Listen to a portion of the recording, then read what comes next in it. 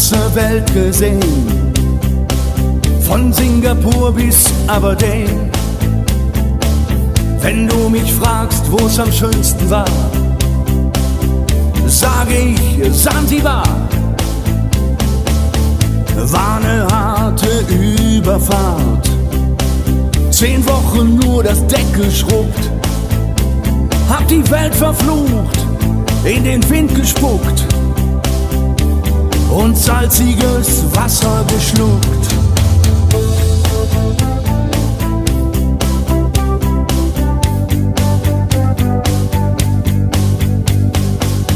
Als wir den Anker warfen, war es himmlische Ruhe.